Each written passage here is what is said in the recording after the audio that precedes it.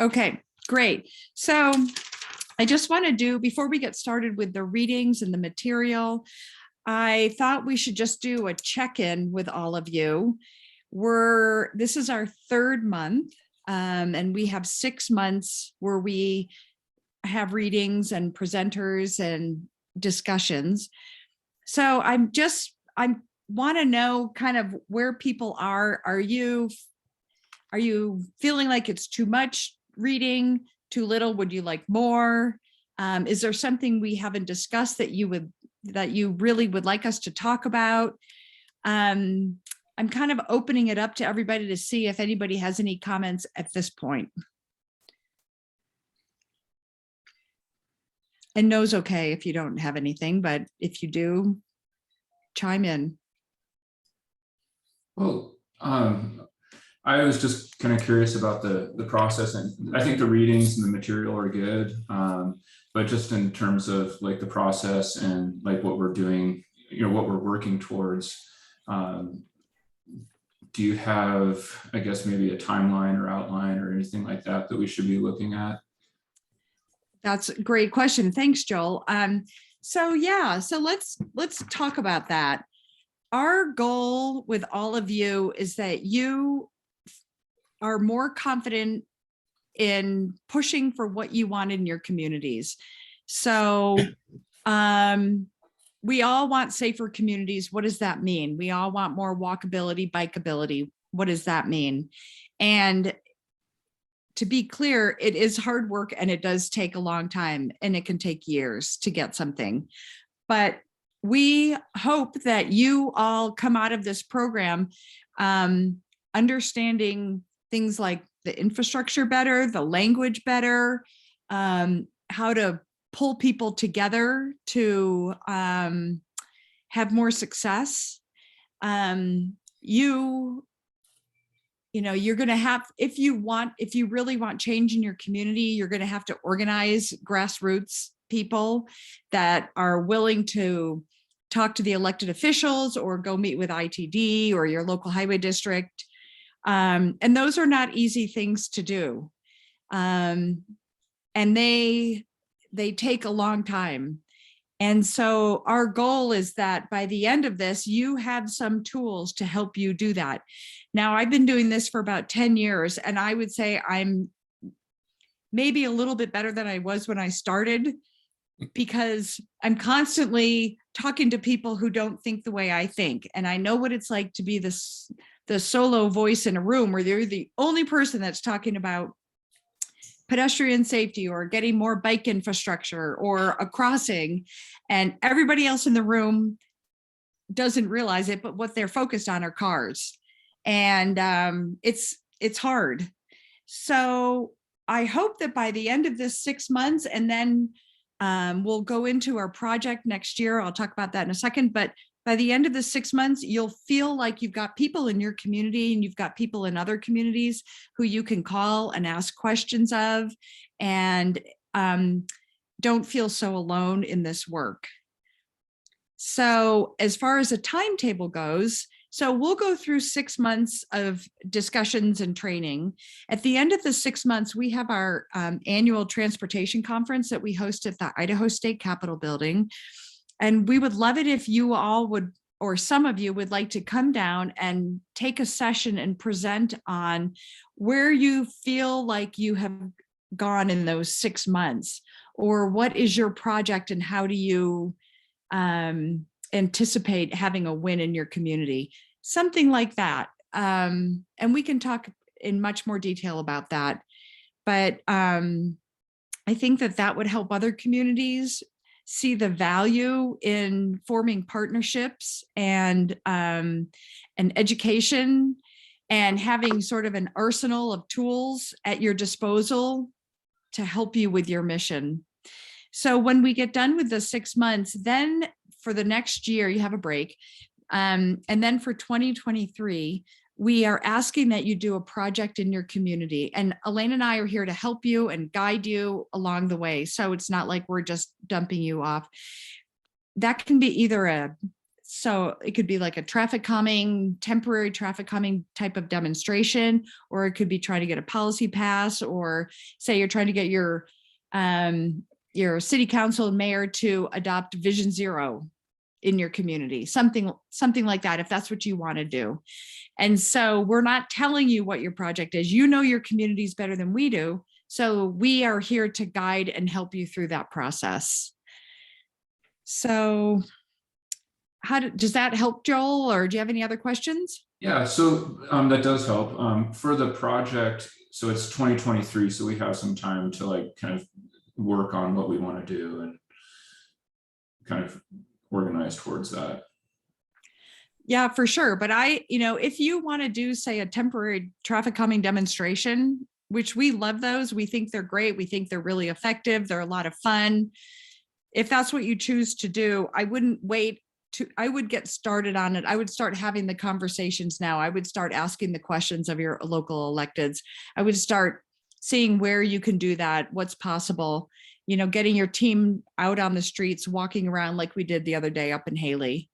So, because it can take time, it can take a while to figure out where you want to do that. Yeah, I mean, I have some ideas, but I'd like to, talk with our team and see what their thoughts are as well. Absolutely. And I might add, I'm now in an office, so I'll be joining fully. Really appreciate how Cynthia talked about this. It is work, but what we're hoping is that we can support you to figure out who the right people are to talk to, what the right project or projects are to consider, and then help you through the planning and execution of those, because that in its own right is something, if you've not been through it before, can be kind of a challenge.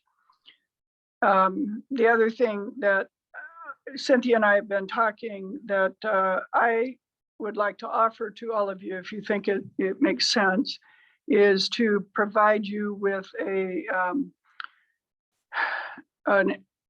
high level, not really deep, but a high level analysis of the policies you currently have in place, to see if I can identify some that might be low hanging fruit, or some that fit the bill of some of the things we've been talking about.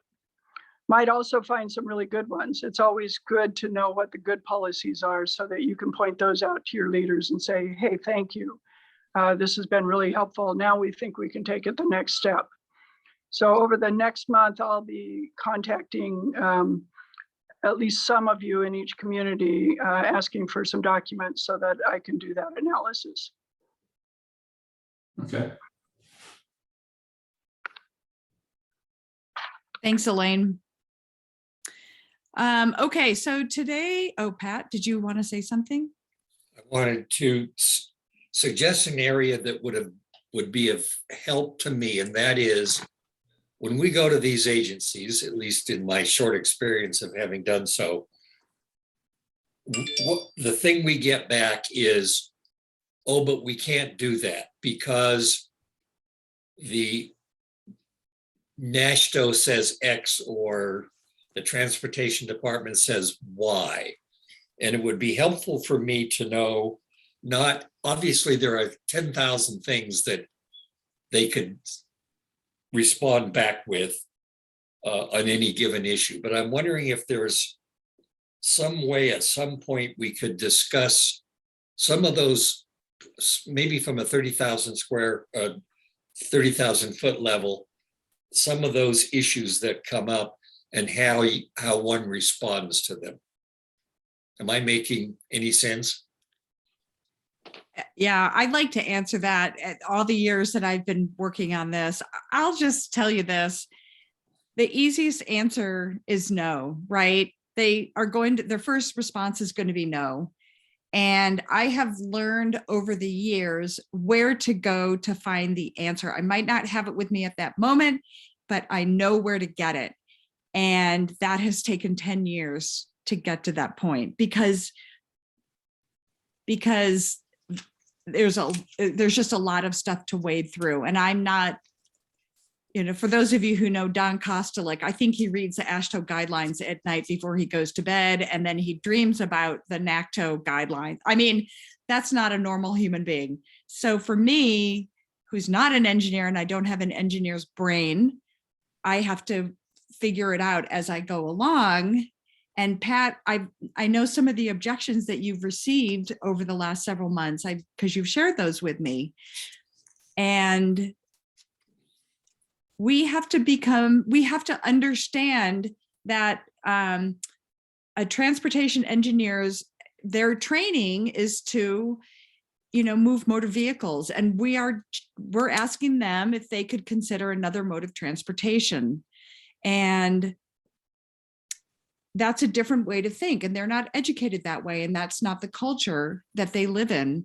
And so what we hope is that you will have the tools to address that. But I think that's a really good idea of maybe doing one on how do you go to find out what kind of signage, or what's the standard lane width that is normal for most roads, but we know we can go with something different.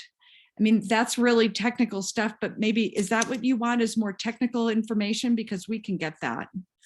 Something like that. I'm not sure it would need to be that specific, but maybe a little more general in terms of, okay, if they say, well, that's our, whatever it's called, when a certain street can carry a certain number of cars.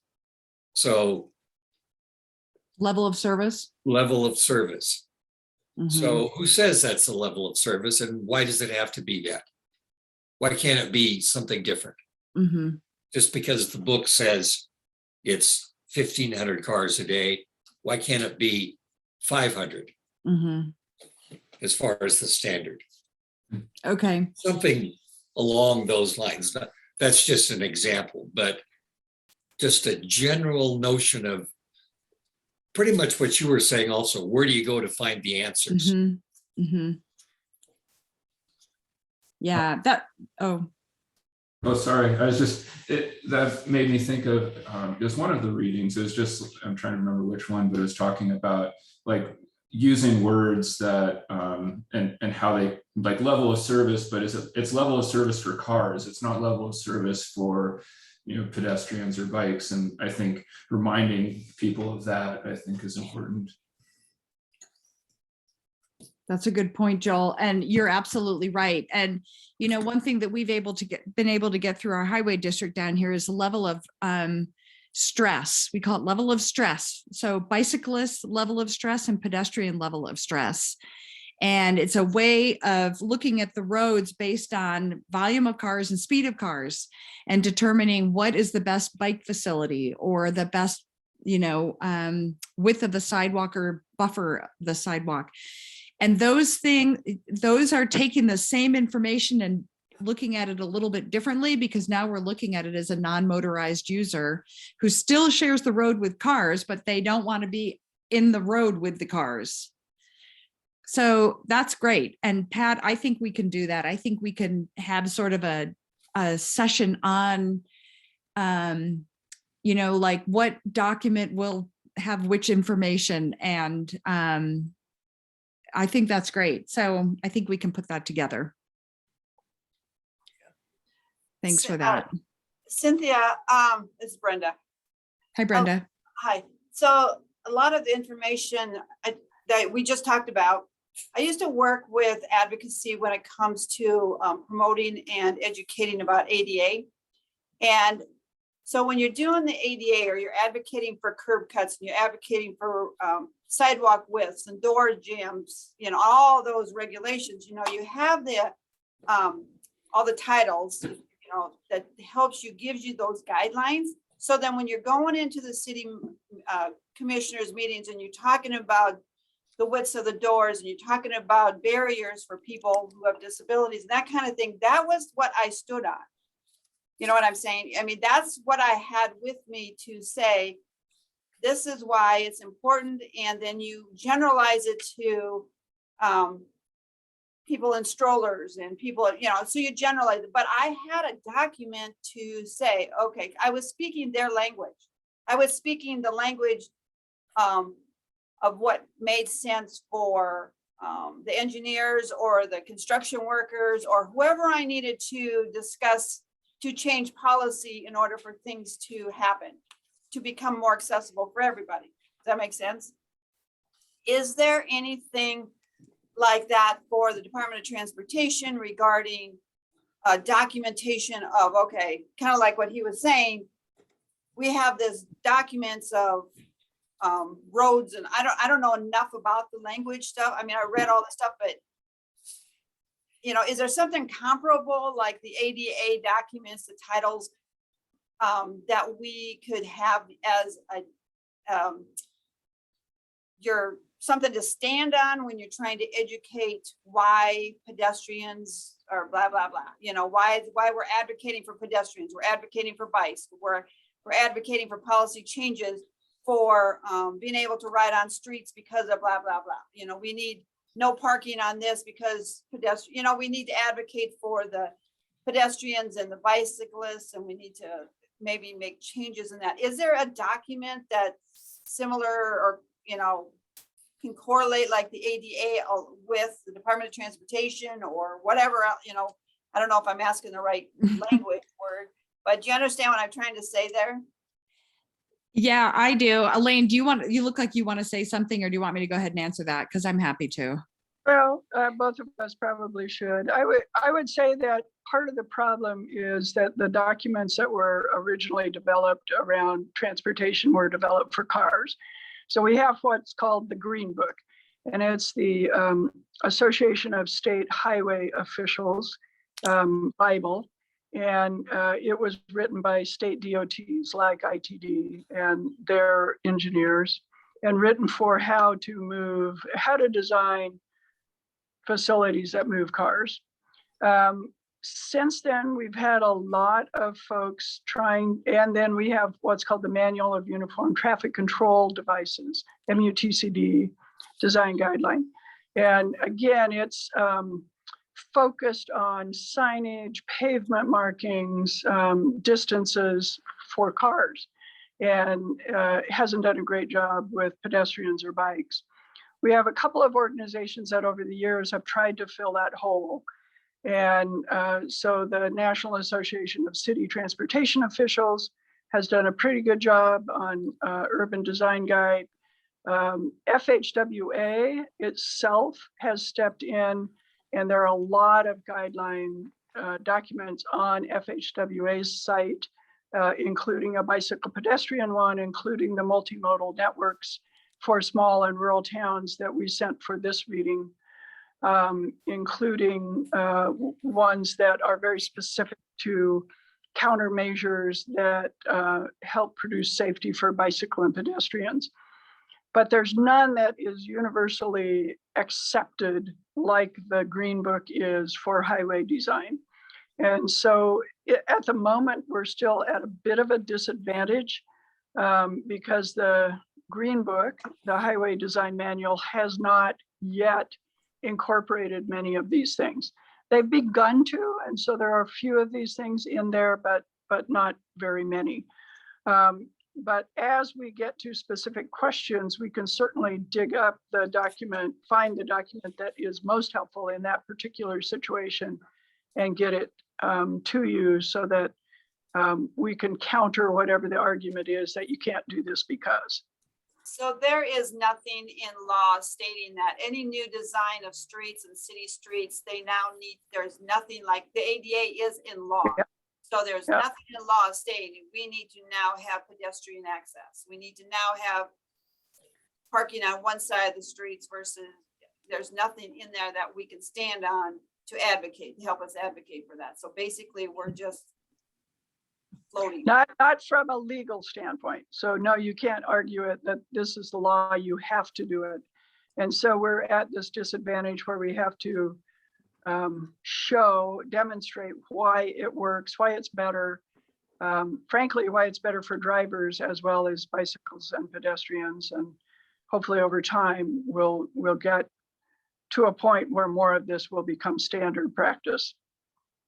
And I'll say this though, coming from the ADA world where the government has really been very clear on best practices and guided communities on what needs to be done. And there's a lot of, there's not much room for guessing with ADA. The rest of the world is not like that. It is more nebulous because it's predominantly moving cars. And this is the culture. And I'm sure you guys did the reading, so I'm sure you gathered that from some of those readings. But I forgot what I was going to say. Sorry, that's my brain injury that happened just then.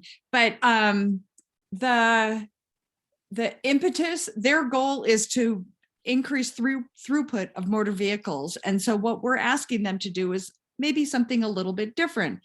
And for example, ITD follows federal money, FHWA guidance, but then they have their own guidelines on top of that. And you have to really dig to find those guidelines to then start reading about other things that they can do. So they take the guidance and then they add their guidance to it. And then that's what they follow, and people don't know where it is. So it is looking for a needle in a haystack often. But I think with the questions that this group has, we could probably, between the three of us, find enough documentation to help you guys at least handle the main objections that you're going to be getting.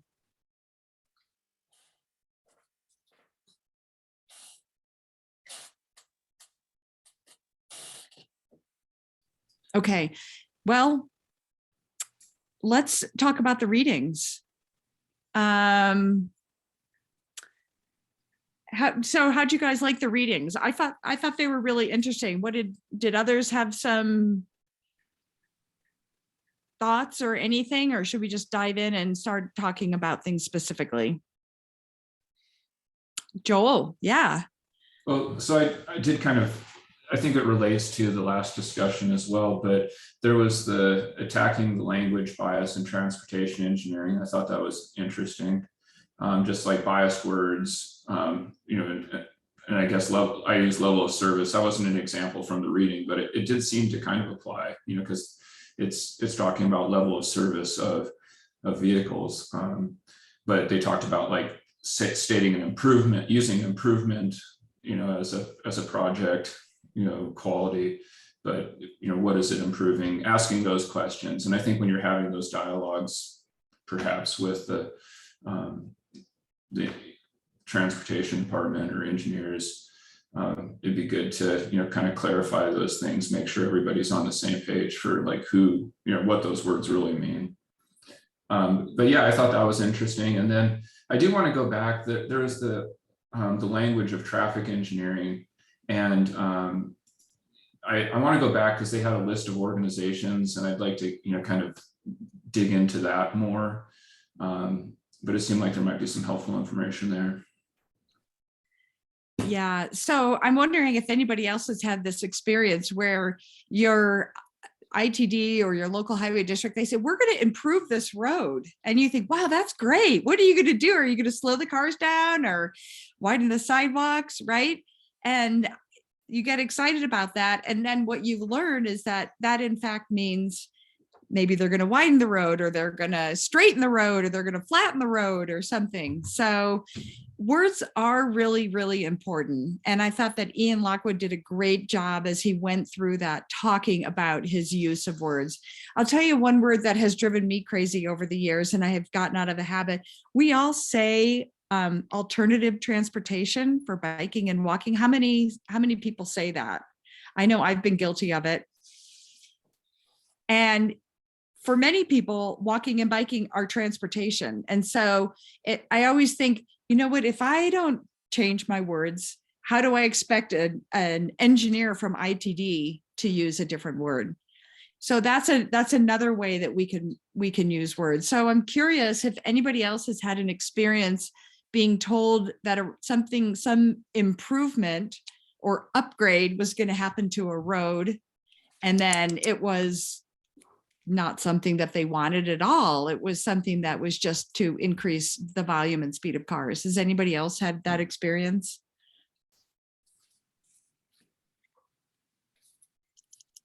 Nobody? Well, I mean, I guess I'll speak again. I think, I mean, that's exactly what happened with our Main Street. I mean, I they improved it, you know, just, I think it was last year, but yeah, they just made it better for cars. Right. ITD was going to come in and they were going to do this great improvement. And they were going to do all this great stuff. The city was going to be so happy about it. We see this over and over again in small rural communities where ITD is, we're going to do this and aren't we great? And the community really likes this because they're going to get a brand new road. And in fact, that means the road is going to accommodate more cars and the cars are going to go faster. Yeah, what I thought was interesting, and I didn't realize this at the time, but when we were doing that walking tour in Haley, the city officials were saying that like the original agreement was actually for narrower lanes, but when ITD went in and actually started striping things, it didn't come out that way. And you guys also have those pesky diagonal curb ramps, Yeah, which are terrible. yeah, And they didn't put in perpendicular curb ramps. So yeah. You know, the striping is a good example of another thing that happens. We've got the engineers and the agency that designs the road decides what to do, and then either they hire outside engineers or they use their own to design it.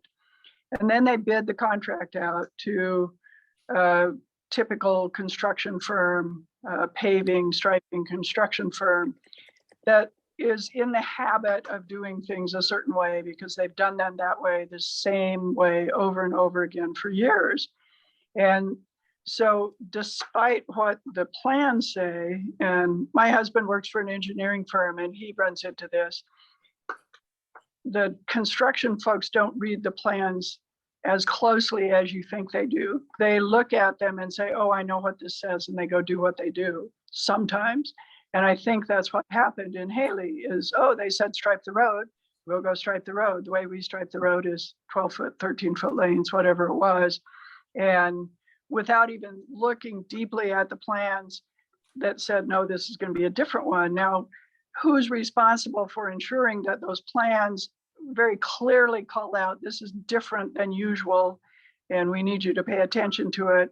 But I think the striping firm you can blame them to some extent, but they may or may not be fully to blame because the plans may not have made it really clear that this is different than what their usual job is, and they need to pay special attention to it. So sometimes our job as advocates isn't done even when we get a decision that we think is in our favor. We still have to, and we now see it in Haley. I've seen that exact same thing in Idaho Falls. I've seen it in Mackay. I've seen it here in Boise. I saw it in Lewiston. Plans say one thing, it gets built a little differently because that's the typical way that things get built. So this is a change in culture, not just at the engineering stage, not just at the decision-making stage, but also with those construction firms that do this work on a regular basis. Well, yeah, that's very insightful. I appreciate you letting me know because, well, we have another project. We briefly touched upon it on Croy Street. They're putting in a new path on Croy. And original discussions with city council and with the city engineer, we were all moving towards 11-foot lanes. And then the initial design came out. I just recently looked at those drawings and saw that they had bumped it up to 12-foot lanes. And the city engineer didn't realize that. We talked about it and he's going to, try to get that changed. But I think, again, it probably happens at every level where they are used to one thing and they keep trying to sneak that in. I even at the time asked about 10-foot lanes, and one of the comments I got back was, then they're worried about the cars keeping their lane and the safety maybe associated with that. Do you have any thoughts? I mean, are 10-foot lanes safe or are they too narrow? The There- Green Book actually is a guideline, although it's often quoted as a requirement. And the minimum lane width in the AASHTO Green Book is 9 feet, not 10 feet, 9 feet. And the maximum is 12. And over the years, that maximum has been adopted as the standard. So 10-foot lane is perfectly safe. There are some situations where if there was a high volume of very big trucks or a high volume of construction or a high volume even of transit vehicles, depending on the kind of vehicle, you might want to consider 10.5 as a minimum, but those are pretty rare circumstances. And in most circumstances, even very big trucks are just fine with 9 or 10-foot lanes, just knowing that at times you have to queue. In other words, you have to, oh, that is another big vehicle. I'm a big vehicle. I'm going to have to let them go and then I'll come. And that's how we used to work as drivers all the time. I think to me, part of the culture I've seen in this is that we don't want drivers to be responsible to have to think about anything. They should just be able to drive. And so in doing that, we've created a culture where drivers are distracted. They drive too fast. They think they can't drive in a narrower space because they don't have experience with it and they get freaked out about it. But it's perfectly fine to do that. I live on a street that's 32 feet wide and has parking on both sides. And guess what? Sometimes we just have to wait for each other to get past and everybody goes slow as a result. It works just fine. You wouldn't want that on a busy through street, although a block away, there is a busy street that has 10-foot lanes and it's just fine too. What if if you're in that situation? So I think that's like the queuing thing might be a hard thing to push past, I guess the more traffic or vehicle oriented leaning people. But if you were to go with a narrower lane, would it be helpful to have a larger buffer? I mean, I guess a larger buffer between the bike lane is probably always desirable. But I'm trying to think of ways to approach it that might be more acceptable to one. And I guess the other thing that I learned, this project, the previous path project on Croy Street, the one that's further west of the new one, was done by the city. This new one, I think, has federal funding, so they have to, like the people involved and like the I guess there's more criteria. It's kind of my understanding. Yeah. But, yeah, maybe, I don't know what maybe. Well, it's interesting. I was webinar earlier today with Dan Burden, and he made the contention, I think he might be right, that of the right-of-way width that exists in any right-of-way, no more than 50% of it should be allocated to cars, moving cars. So that means that in fact, there's lots of different ways to allocate space. Buffers may be one of them. Parking may be one of them. Wider, more robust sidewalks or multi-use paths. Using some of that width for landscape buffers as protection or curb concrete buffers as protection. But I thought it was a really interesting point. He said over many, many years of experience, he's come to the point where he firmly believes that no more than 50% of any right-of-way in any particular location should be allocated to moving cars. And Elaine, who was this that you were Zooming with? It was Dan Burden, who's a well-known national advocate for walking and biking and road diets and all things that we used to call alternative. I was speaking to another engineer who used to work for the Florida DOT, and he said, we call ourselves traffic engineers, and just the name alone ties us into what it is we're engineering for. And so I've begun to call myself a traditional transportation engineer. Hey, I'm gonna, this is, by the way, a great discussion. And Elaine, I'm wondering if, so that, I didn't watch the webinar, but I had signed up for it. I wonder if we can share that recorded webinar with this group. I Yes, think, but I was wondering the same thing. yeah. Okay, well, we'll check. Let's find out if we can do that. And let's see if we can share that with everybody, because Dan is wonderful and very knowledgeable, and he's been doing this a long time. I'm going to shift gears ever so slightly because I want to talk a little bit about that rural road guide. That was the first thing on your reading, and that document is more of a resource that you have. It's not something that, you know, you can sit and read in a day. There's a lot in there, but that's something I hope you all put in your libraries and keep that handy, because that's a really interesting document on how to improve safety on roads that are not necessarily a road in an urban core. And I'm going to ask if somebody from Haley would like to talk about a really great design that you have on one of your streets, the advisory lane. I think, is it on Second? No, what street is that on in Haley? And who would like to describe that to the Orofino folks? It's on Second. Okay. I can describe that. So there is,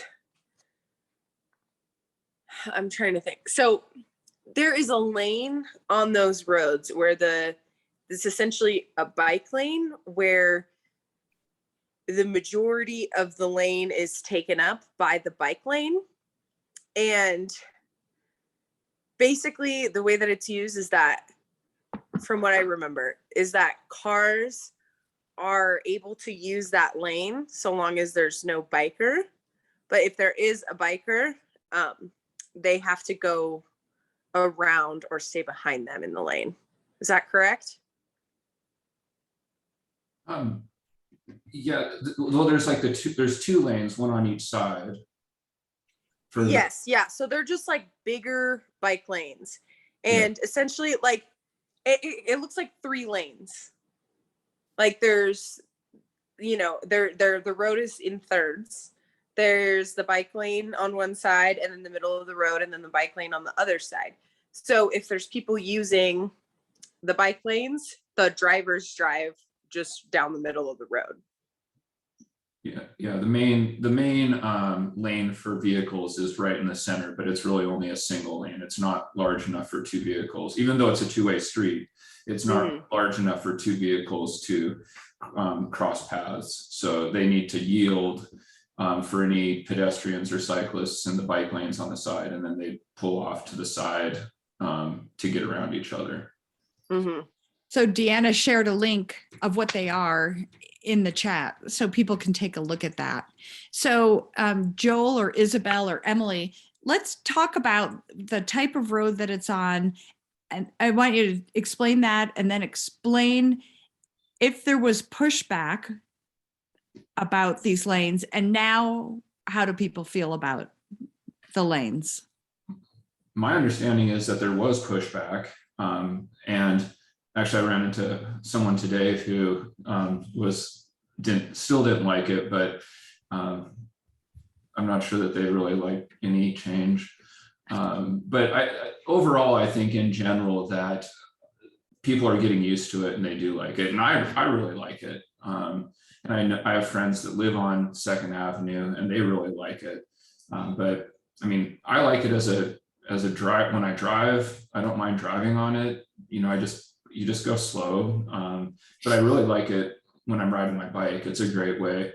And the other interesting thing, 2nd Avenue parallels our main street, but our main street is pretty busy. So when you're riding your bike, I try to avoid Main Street, and it's a great way to commute around town. So can you all see my screen? I put this out there that Deanna posted in the chat, and you don't have the different colors on the roads in Haley. It's all just black pavement, but it's basically like Isabel said, right? It's one lane for cars down the middle. So bikers travel on the outside of those dotted lines. And when 2 cars come toward each other, they just move over because it's just paint. And it is an inexpensive way to calm traffic on certain types of roads. And I think from everything I've heard from you guys up there in Haley, it sounds as though it's very successful. And they also have it in Sandpoint, and Sandpoint has been really happy about it too. So it's just another idea of a treatment for a road that could be considered without spending a bunch of money, you know, and having a lot of change happen to the road. And if you Is look there, at the to you, it's page 2-17 is where the description begins. Go Yeah, ahead, is there, something somebody was saying about like one potential thing that we could have done differently was doing some outreach education on how to use it, because I know, you know, there's a lot of people that have never seen that kind of infrastructure before. And I do wish there was more streets in Haley that, like, I mean, you know, we could add that to and kind of maybe, I mean, that's something we could still do at this point, is do some outreach, you know, for people to, one, learn about how to use that infrastructure, and two, to like go use it and see why it's great, and hopefully push to have more spots like that. I bring the kids down the green path every Wednesday, and not the bike path every Wednesday and Thursday, and we have to go cross Main Street, and I mean, I definitely think there's something to be said about like not only using infrastructure to dictate change in culture, but like, you know, using this as a first step to make that happen, to dictate more infrastructure change. Because yeah, I mean, there needs to be more of it. There's like 2 safe spots to ride your bike in Haley, which is great. It's a win. We have that, but yeah. Anne, did you have a question or comment? yeah, so the road that you have set up like this in Haley, are there houses on the side of this? Or I'm just trying to figure out if in your situation you have parking outside of those bike lanes or houses or sidewalks on the other side, how it's set up. Yeah, it's a neighborhood and it's really close to an elementary school. So it's also near a school zone, which is a big plus, you know, that I've paid attention to in my job, because literally safe routes to school. And a lot of kids that live in those neighborhoods ride their bike to school. But yeah, it's just like a little suburban area. And there's So there's the middle lane for cars. There's which could be 2 lanes, you know, when you like add into the 2 bike lanes, and then there's parking, and then there's a sidewalk. Yeah, there's the 3 lanes, and then there's like a little, I mean, this isn't everywhere because it's just different on every block, but there's one spot that I'm thinking of that there's the 3 lanes and there's just like diagonal parking next to it. So it's just like a normal road if there was you know, parking already there before they added the infrastructure. The infrastructure that they added is basically just paint. They split the road up into 3 lanes basically instead of 2. But there is some spots that I'm thinking of that they do also have parking on the side.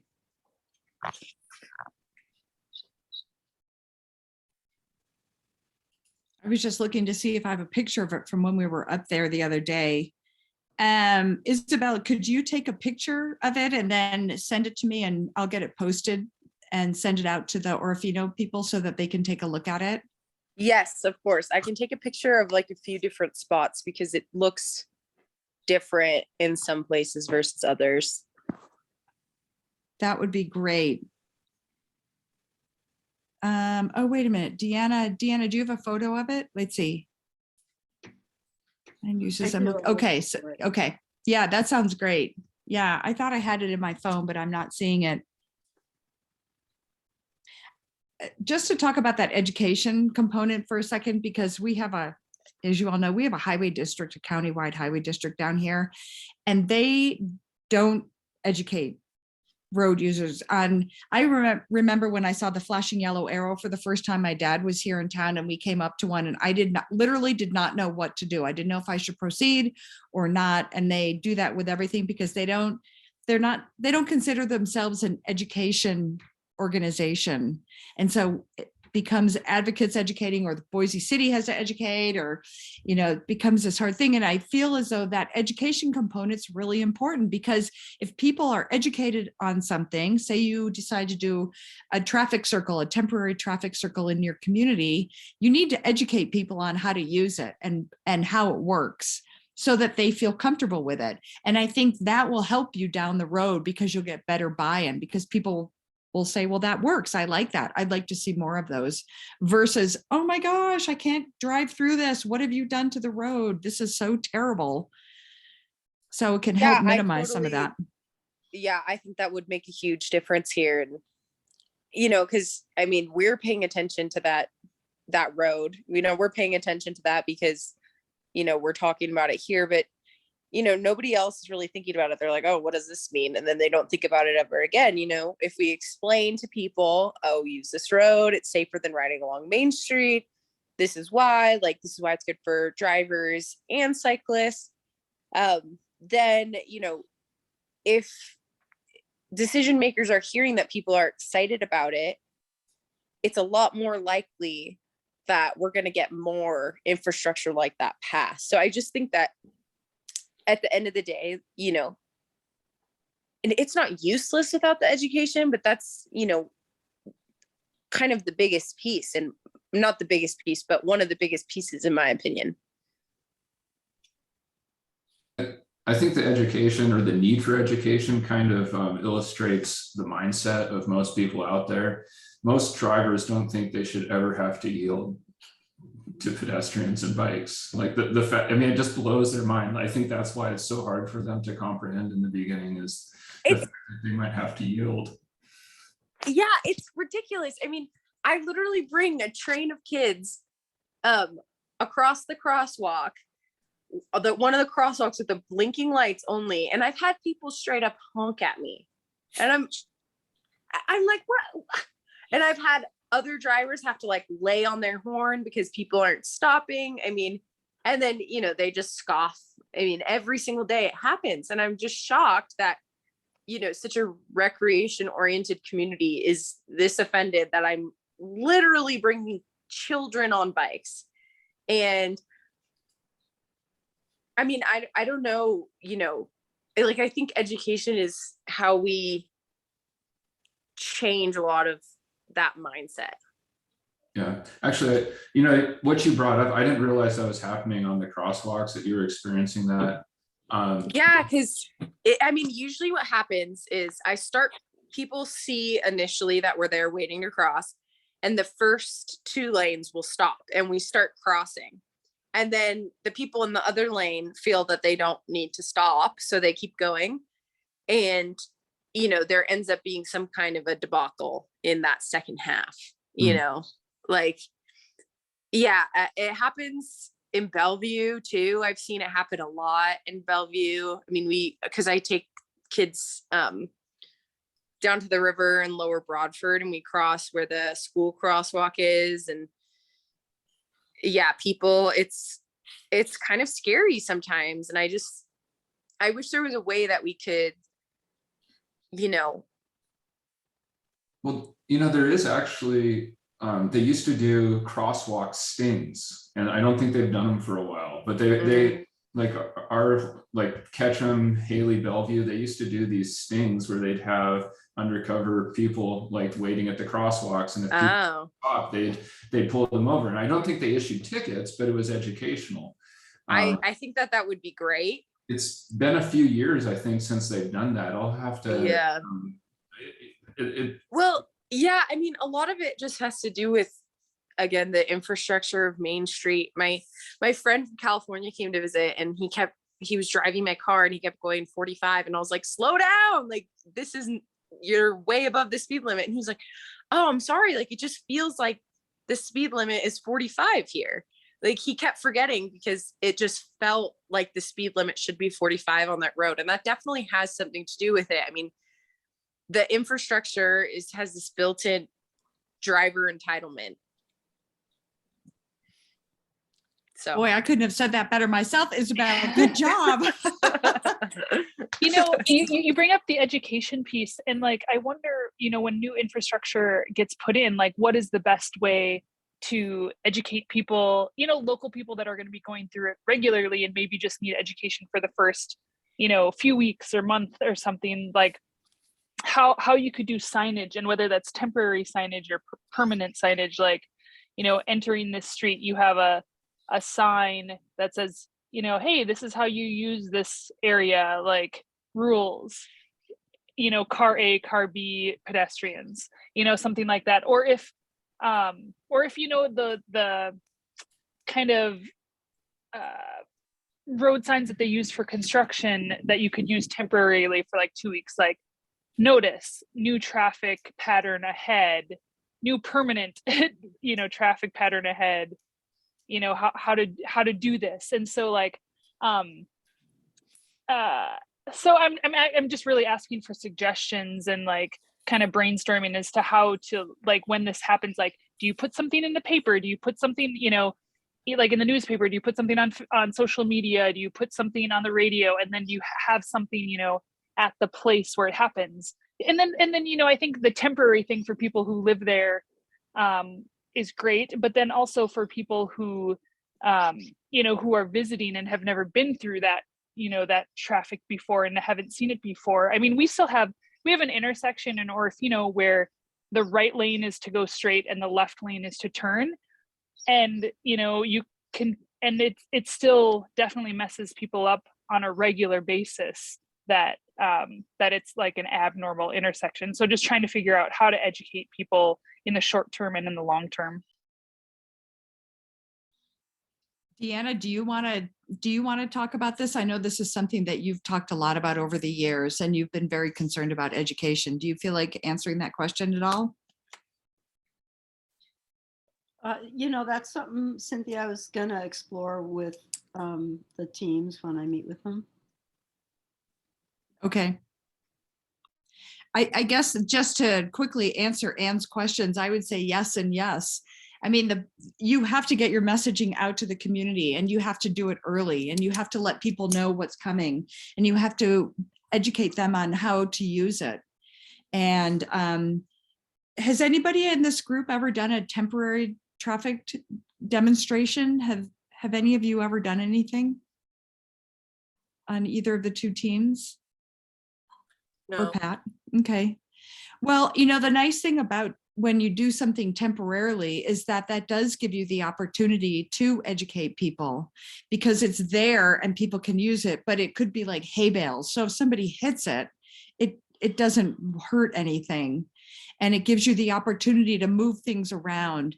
And it gives you the opportunity to stand out there and just talk to people as they're walking by or riding their bikes by or driving by. So that's a really good time to educate people. And I personally feel like it's ongoing. Like, I don't feel like the education is ever done. We're always getting new facilities on our streets. They are alarming road users. So I think it's something that you have to really ramp up and continue to do. Elaine or Deanna? Oh, go ahead, Joel. I was going to say that, I mean, they did in the beginning, they put it in the paper, they explained everything. So it was in the paper, but, or in, yeah, online and in the paper. But I think if you look at the road and you take the time, like, okay, you just look at it, it makes sense. I mean, Yeah. You've got bike lanes on either side. I mean, if you take the time to actually think about what's going on, it makes sense. But I have thought at times, like, okay, what sign could be used? I'm not sure what would work. Maybe like just, yeah, that would be it. It would help probably to have some signage, but probably the biggest thing is, you know, you see the lane, you know that the sides are for bikes, it kind of, I guess the part that may be confusing is the cars may not know that they can use the bike lane if there's no bikes there. And maybe some sign to that effect would be helpful. It's interesting. Drivers know what the rules are around things they're familiar with driving. And for the most part, drivers know that they can cross a dashed white line if it's in the middle of the road, right? But they see it in this unusual place and they get really scared about what's allowed. So I do think, you know, education is always a part of it. To me, the other part of it is the fact that we have determined as a culture that we don't need to continue to educate drivers. We let them renew their driver's license without a test, without any kind of a look at their knowledge of the road. And so it hasn't given us the opportunity in those settings to introduce drivers to new things that inevitably come up in driving. And so the driving test I took 50 years ago when I got my driver's license is much different than the driving test today, but I haven't had to take another test in 25 years. And so I think part of it is figuring out a way on a more regular basis to get information in front of people in a way that they have to pay attention to.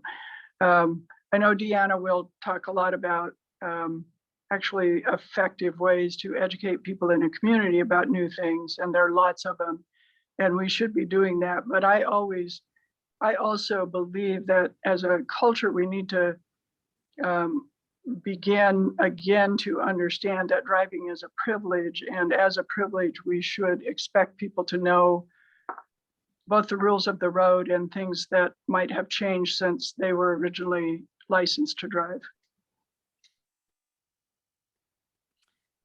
Thanks, Elaine. So it's 3 o'clock right now, and we need to wrap this up. I want to give somebody, if anybody has a parting thought before we shut this down.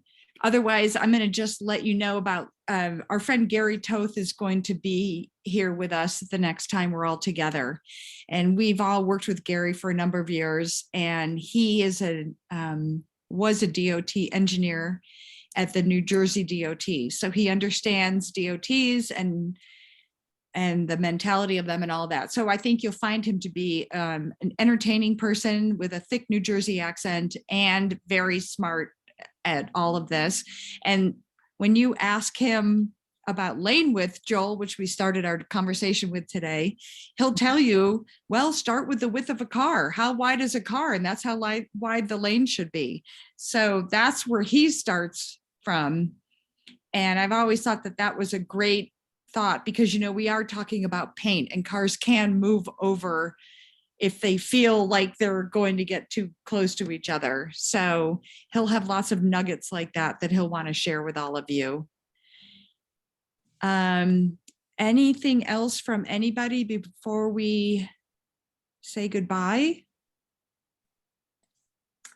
I thought this was a great conversation, and thanks for joining us today. And we'll see you in 2 weeks with Gary Toth. So thanks, everybody.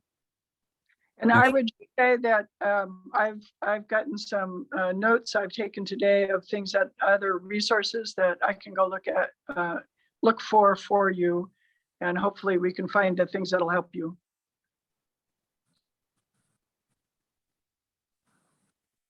Thanks, everybody. Thank Thanks. Take care.